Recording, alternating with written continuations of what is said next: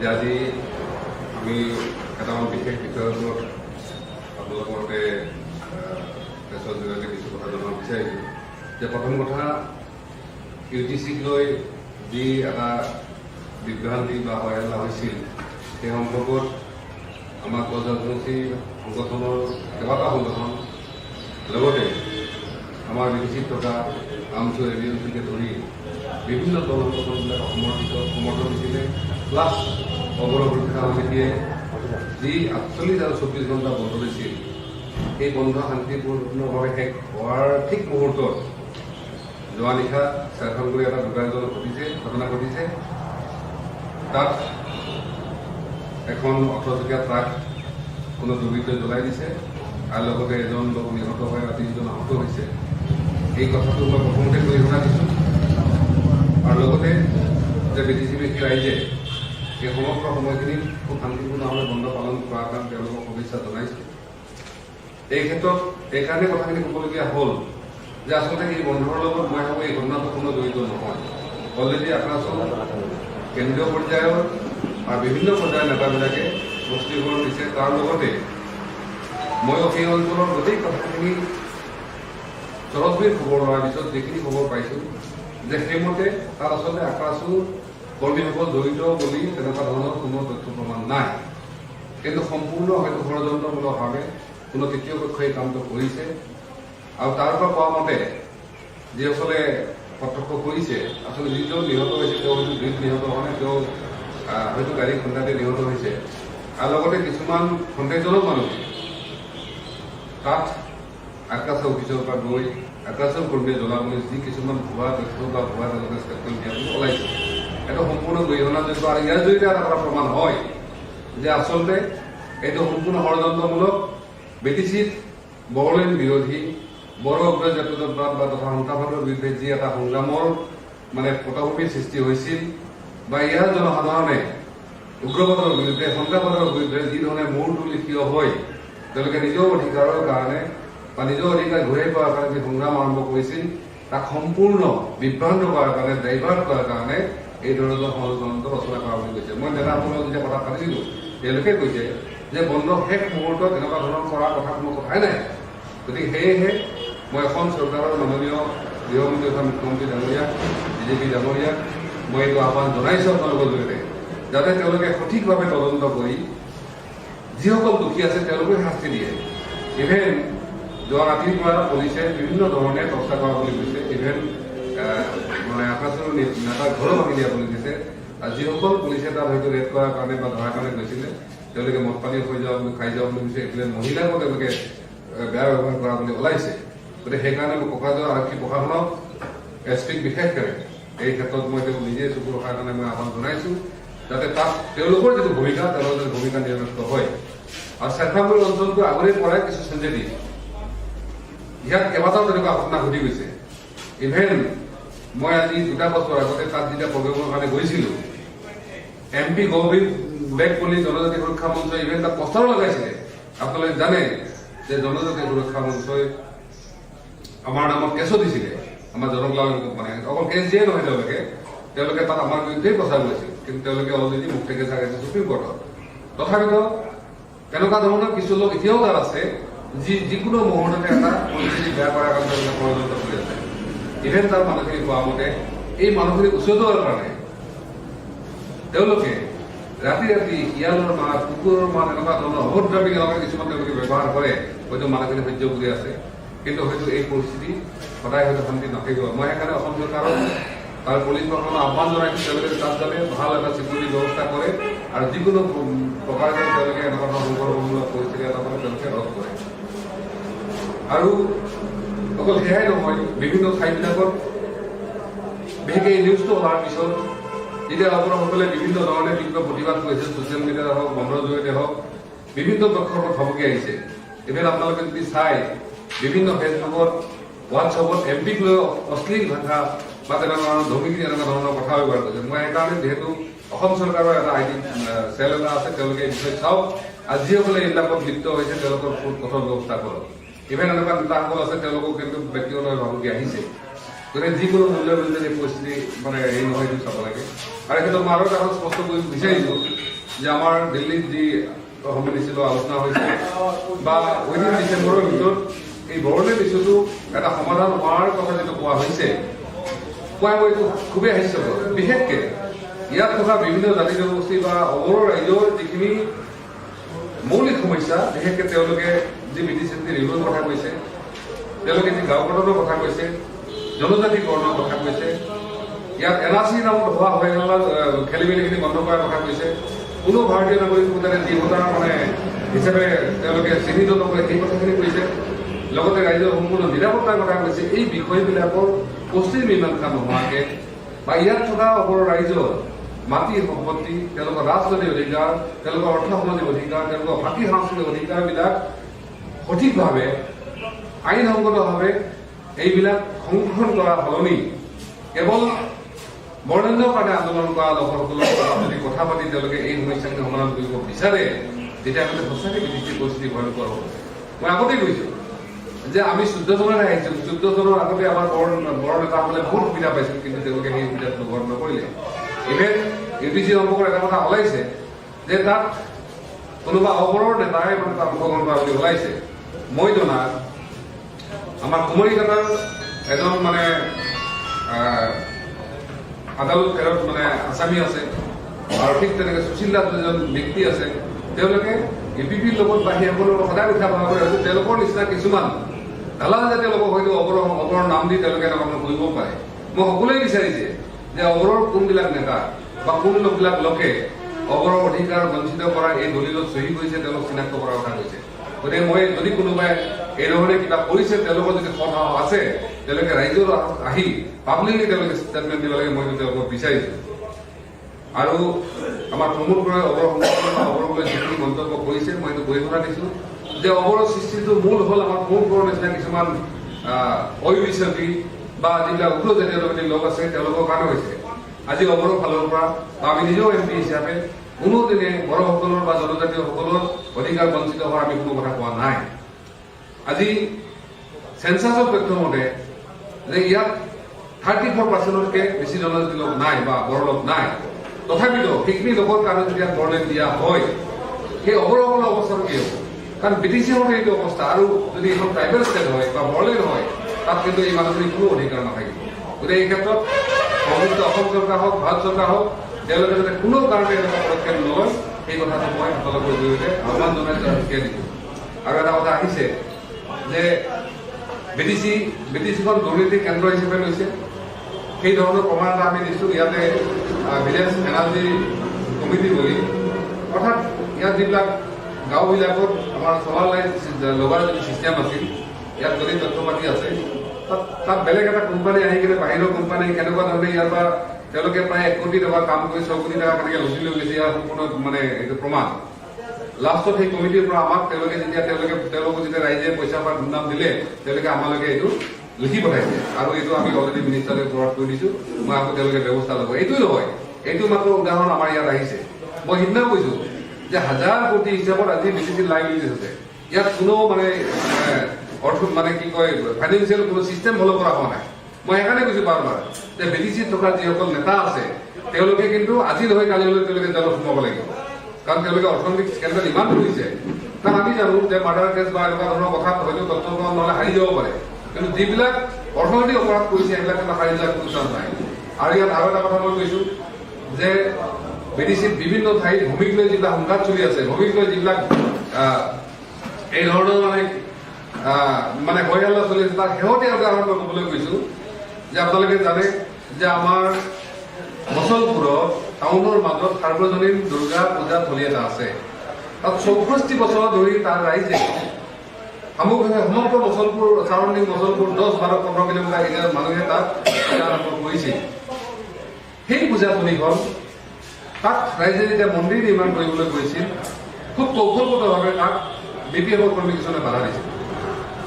আৰু শেষত তাৰে ইএমজনে সেই ৰাইজক এটা ভুল পথে লৈ গৈছিল। কেনেকুৱা ধৰণে যে পুৰণা মন্দিৰটো ভাঙি দি তাত মন্দিৰ নিৰ্মাণ কৰা হৈছিল, কিন্তু তাত যেতিয়া পুৰণা মন্দিৰটো ভাঙি দিয়া হ'ল আৰু নতুন মন্দিৰ বনাব দিয়া হ'ল, তাত কিন্তু ভাবুকি দিয়া হৈছে যে ইয়াত কোনো কাৰণতে মন্দিৰ বনাব দিয়া নহ'ব।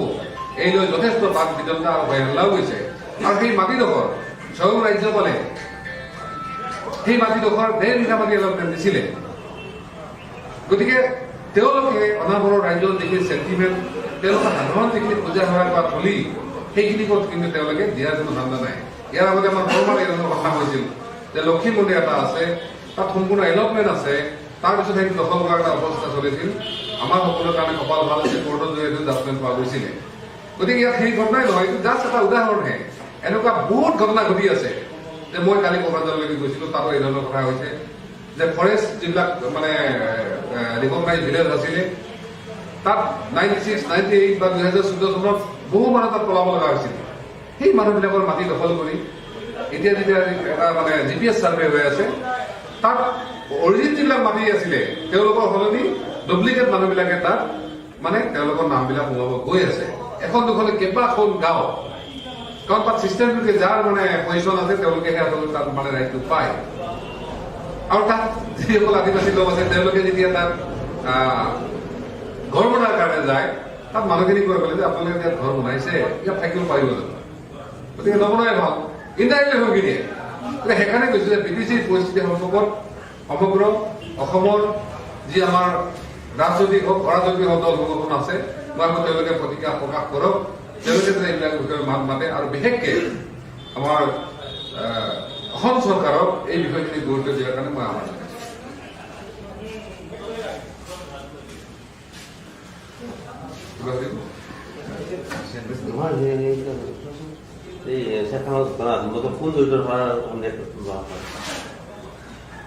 আচলতে চেৰফাংগুৰি ঘটনাটোত ইয়াত থাৰ্ড পাৰ্টি বুলি ক'লে যে আজি হেনো নিউজ লাইভত মই এতিয়ালৈকে চাব পোৱা নাই, তাত যিজনে ষ্টেটমেণ্ট দি আছে গৈছে, তাত এজন ভিচিডিচি চেয়াৰমেনে কৈ আছিল। আৰু তাৰে ৰাইজে কোৱা মতে কালি সেই আবেলি সময় কিন্তু তাত অলপ সন্দেহজনকভাৱে এল্ট্ৰ গাড়ীত বহু মানুহ ঘূৰা পকা কৰা এটা সন্দেহ হৈছে। সেইকাৰণে কৈছো যে যদি অসম চৰকাৰে নোৱাৰে, কোকৰাঝাৰৰ পুলিচৰ যদি সামৰ্থ্য নাই, এইটো নিশ্চয় IB বিলাকৰ ৰিপৰ্ট আছে, বা দৰকাৰ হ'লে CBI লগাই দিয়ক, দৰকাৰ হ'লে নিয়াক লগাই দিয়ক, তেওঁলোকে যাতে ইয়াৰ উচিত তদন্ত কৰি প্ৰকৃত মানে যিখিনি দোষী মানুহ আছে তেওঁলোকক ধৰে। আমি কোৱা নাই যে তাত BDF জড়িত আছে, কিন্তু এইটো ঠিক যে UTCত যিখিনি কথা ওলাইছিলে বা শেহতীয়াভাৱে বৰলেণ্ডলৈ যি ধৰণৰ কথা চলি আছে, ইয়াত যে কিছুমান মানুহৰ ষড়যন্ত্ৰ আছে এই গোটেই বিদেশীখন আমাৰ ৰক্তাক্ত কৰাৰ কাৰণে, বা গোটেই অসমৰ ইছ্যুবিলাক বিভিন্ন ইছ্যুবিলাক যদি ইয়াত ডাইভাৰ্ট কৰিব পাৰে, এই ধৰণৰ কিন্তু ষড়যন্ত্ৰ এটা চলি সেইটো কোনো কথা। গতিকে এই ক্ষেত্ৰত যদি চৰকাৰে ইয়াত সঠিক ব্যৱস্থা ল'ব নোৱাৰে, তাৰ কাৰণে কিন্তু দায়ী চৰকাৰ। আৰু মই বাৰ বাৰ কৈছো যে আমি পৰম্পৰাগত কৈছো যে তেওঁলোকৰ যিটো উত্তৰ জাতীয় জড়িত সেইটো বাদ দিয়ক, তেওঁলোকে বৰলেণ্ডৰ যুক্তি সহকাৰে প্ৰমাণ কৰক, য'ত বৰলেণ্ডৰ নামত আগতে কোনো এনেকুৱা ধৰণৰ এটা মানে এটা হয়তো গছৰ নাছিলে, এটা কোনো চিহ্নও নাছিলে, য'ত সঁচাকে আজি গছসকলে লগাৰ এটা কাৰণ আছে যে তাত তেওঁলোকৰ ৰজা আছিল, ৰাজ্য আছিল। সেই জেগাত যদি বৰলেণ্ড হ'ব যায় তেওঁলোকে মানিলে কোনো কথাই নাই। গতিকে সেইকাৰণে যে তেওঁলোকে যুক্তি সহকাৰে মানি লওক, তাৰ এচিক দফাৰ অৱলম্বনত কথা কৰা কোনো হেৰি থাকিব নোৱাৰে।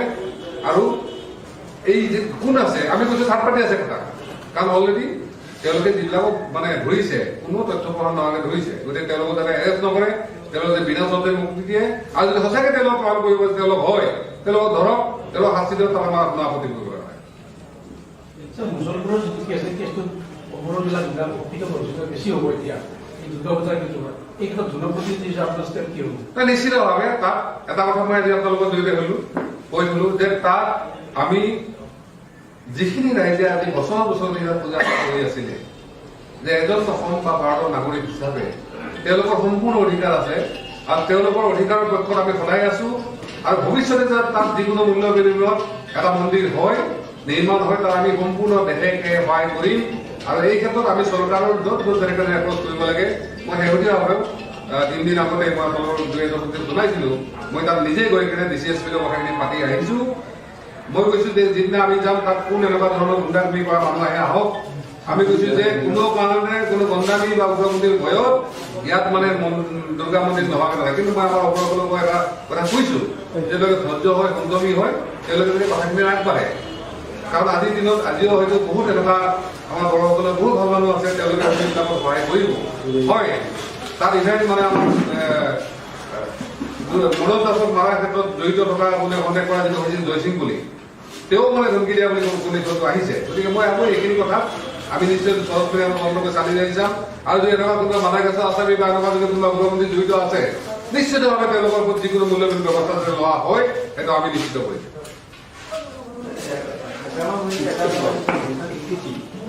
কথা আচলতে সিদিনাখন আলোচনা আমাৰ আছে তাত এনচিএলটোৰ প্ৰৱৰ্তনৰ যিটো যুদ্ধবিৰতি ন্যায় কথা লৈ আলোচনা এই কথাটো কিমান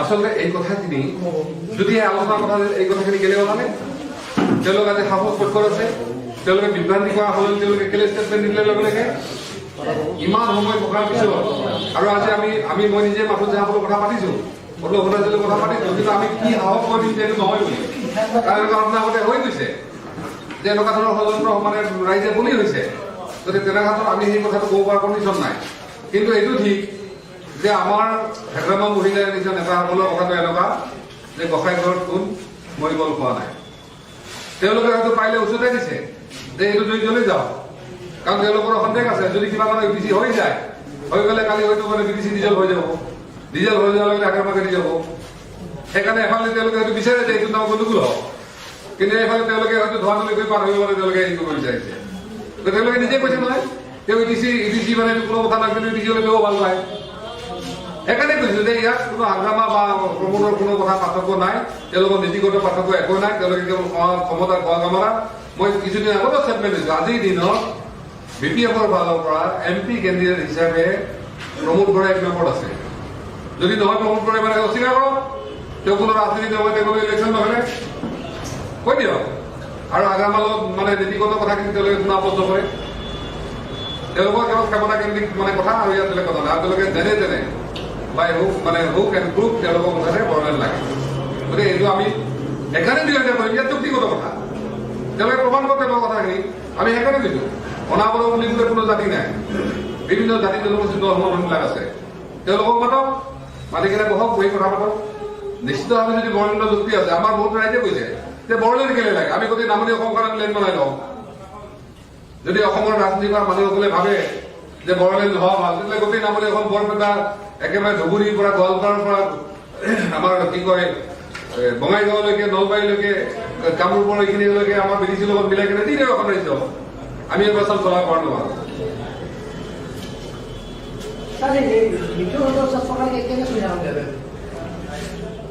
আচলতে চৰকাৰৰ যিটো অৱস্থা মই ভাবো তেওঁলোকৰ বুজাবুজিটো নীতিগত নহয় তেওঁলোকৰ কেৱল ক্ষমতাৰ কাৰণে হৈছে যাৰ কাৰণে এইখিনি খোৱা কামত লাগিছে গতিকে ক্ষমতা বৰ্তাই আছে দেশৰ স্বাৰ্থত তেওঁলোকে যিকোনো মানে তেনেকুৱা ধৰণৰ নাটক ড্ৰামা কৰিব পাৰে গতিকে মই ভাবো এইখন চৰকাৰ মানে নীতিগত কথা তেওঁলোকৰ কোনো মানে এনেকুৱা ধৰণৰ মানে এটা কিবা নাই যাৰ কাৰণে খেলি মেলিখিনি হৈছে গতিকে এফালে একেলগে ইলেকশ্যন খেলে এফালে তেওঁলোকে গালিও মাৰে হা গতিকে এই ধৰণৰ কথাখিনি আমি ভাবো ইয়াত আমি ইণ্টাৰেষ্টেড নহয় আৰু তেওঁলোকে সঁচাকে আজি দেখিছে অসমৰ পৰিস্থিতি তেওঁলোকৰ কাৰণে কি অৱস্থা হৈ গৈ আছে আজি যি কিছুমান এনেকুৱা বিষয় আছে যে হাল্লা আমলে আন্দোলন হৈ আছে আজি মই সাধাৰণ কথা এটা কৈছো আজি যদি কিবা কাৰণত এনেকুৱা ইডিচি বৰলেণ্ডৰ কথাখিনি আমাৰ সাধাৰণ যিবিলাক লোক আছে যিবিলাকে বুজি নাপায় তেওঁলোকে যদি ভাবে যে বৰলেণ্ড হবলৈ গৈ আছে কালি যেনেকে আলফা অলৰেডি আৰু বহুত ল'ৰা গৈছে কালি বিটিচিৰ পৰা যাওঁতে কিমান হ'ব লাগিব আজি আমি অহাৰ পিছত এটলিষ্ট মানুহখিনি ভাবিছিল ইয়াত কিছু শান্তি আহিছে বা ইয়াত এটা আমি মানে ইয়াত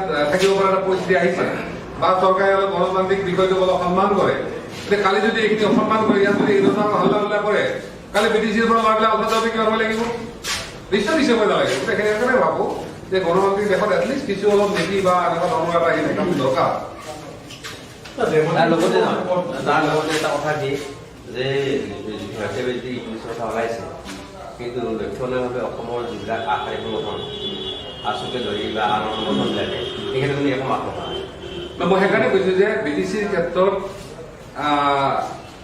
বেলেগ নালাগে কালি আমাৰ হাংগামা মহিলাক মই ক'ৰবাত অলপ দেখিছো জেব্ৰা মচাৰণে কিহৰ কথা কৈছে কিন্তু খিলঞ্জীয়া মঞ্চ বুলি আমাৰ অনুপ চিতা ডাঙৰে যিটো বনাইছিল তাতো জেব্ৰা মচাৰণীয় কিজানি আছে বা তেওঁলোকে মানে হেৰি কৰাৰ কাৰণে ফ্লেগ ৰখিবৰ কাৰণে মাতিছিল গতিকে ইয়াত এনেকুৱা কিছুমান মানুহ এনেকে ধৰণে এংগলত সোমাই আছে